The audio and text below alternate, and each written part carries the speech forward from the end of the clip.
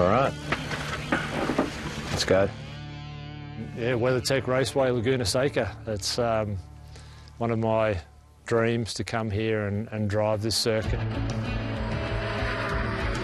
I've seen it on TV a lot over the years, and through those years of me learning to drive a race car and understand the sport. And, you know, it's like, I guess, for a racing fan, it's like going to the Nürburgring in Germany. You know, Laguna Seca in America is a famous track. I learned to drive at a young age, you know, on a farm. As I've grown up and got older and been able to drive a car, you know, I just got interested in watching motorsport and followed it pretty heavily in Australia. I've followed the V8 Supercar series in Australia and just some good quality driving lessons and racing lessons off some pretty famous drivers in Australia. And a guy called Cameron McConville, who's been a Porsche racer in Australia and V8 Supercar driver. Following the sport and getting to know a few of the guys, and eventually evolving into me owning my own race car and doing it myself. I haven't done a whole lot of racing with other cars, but I did race at the Australian Grand Prix and the Australian GT Championship in 2009 and 2010. There was a support category to the Formula One Grand Prix, which was an unbelievable experience to race in front of, you know, 100,000 people watching the Formula One.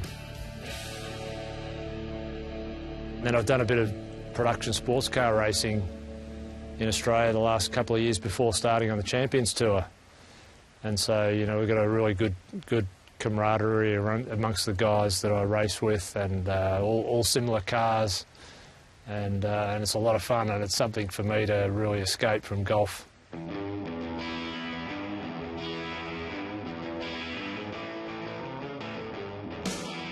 The way they look, the way they perform, you know, Porsche makes such an amazing product, incredibly reliable car, great engine to go racing with. Their factory racing throughout the years, you know, their experience is second to none.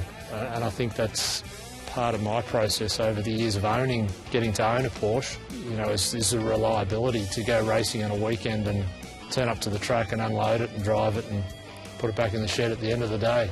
With a fairly, you know, nice maintenance schedule, you can enjoy some racing in these cars. Coming here when there's nobody here is really nice and quiet. Yes. Normally coming here in the world of battle, as you know, it's like practicing on an empty golf course. Yeah, that's right. Yeah, right, with nobody around, no crowds, no galleries. That's right. Yeah. It's like a golfer going to Pebble Beach or a golfer going to St Andrews to play. For me, it's me. A chance to drive at Laguna Seca is very exciting. The only kind of stuff that's blind is turn 6, the dip after the bridge. Yeah, okay, and then obviously the corkscrew. Yes. Is one of those monumental corners everybody's talked about for the end of time. Yeah. But once you go through it a dozen times, you'll be like, oh, it's just another corner. Yeah, exactly. You know, you're like, okay, I got to figure out how to get through this as quick as possible. Yeah. You know, there's been times at nights where I've sat down and studied some in-car footage of race cars around the circuit to learn the circuit as much as possible. And golf's been so busy the last month or so it's hard to spend all your time thinking about this, but, you know, I've certainly given it a fair bit of mental energy ready for today. It's a lot more undulating than you think on TV. Oh, it's a lot of elevation changes here. Yeah. What makes it interesting, it's only a 2.2 mile circuit, it's pretty short. Court's shown me through there, and yes, to stand on the track and then also feel it in the car is certainly going to be an experience, that's for sure. I mean, very precise track. Laguna Seca is one of those tracks where a lap really comes together when you use every square inch of the track. It's a very precise technical track. Yeah, yeah. It's just one of those tracks that rewards using literally every foot of entry and exit. And you know, we were trying to liken it to a golf hole, if you like, and I can really only relate it to, you know, say the 7th hole at Pebble Beach. You know, it's a short little hole, and, you know, a certain part of that course you've got to get through, and, you know, the corkscrew certainly looks like a challenge, but, you know, a lot of fun as well. If you end up dropping a wheel on the exit, just keep it straight. Yeah. You know, the red mist comes down.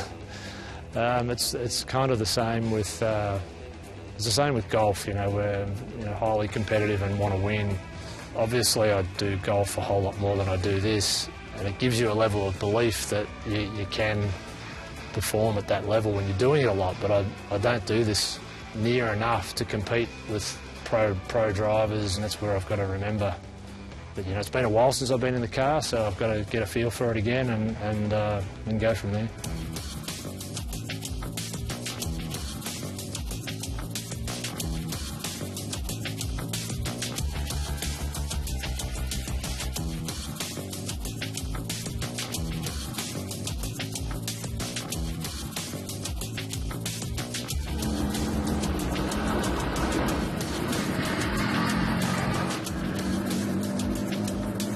What I learned is it sounds a lot slower than it actually feels to me in the car.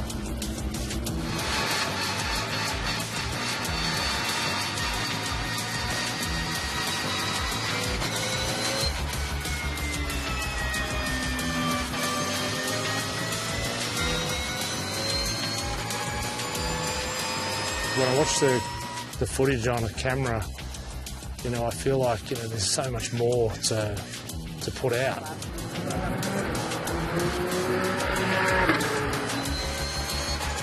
It just sounds that way for some reason, but you've got to go out there and do what you can do. And I was watching my lines and listening to what Court had to say about my position of the car on the track to do it better, and what he can hear out of my throttle input and brake application, and see where I can save time. Usually out here in racing, it's not like driving on the road where you're creeping up on the brake pedal to a stop. In this situation, you're using the brake to wash off speed, but not too much speed. And then you want to get back on the throttle straight away. And so it's about a matter of feeding it the right amount.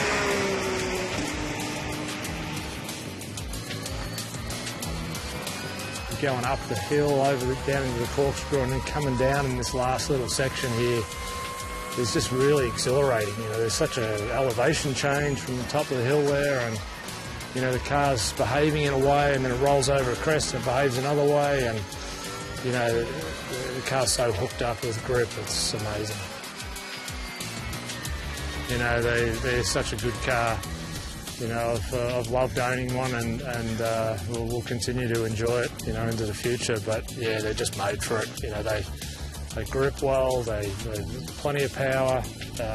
Handle like on rails. It's amazing. They're just a wonderful experience, just to come around out here and feel the corners at race speed. It's really cool. I've had a great time. The line looks great. I mean, where you are. First time out, yeah. Fabulous. Okay. Quick study. Just an amazing experience, and one I'll never forget. For me to come out and do this is a special, really special day, and thanks to you guys for being a part of it, and and allowing me to come out here and live out my hobby and my dream. I'm very appreciative.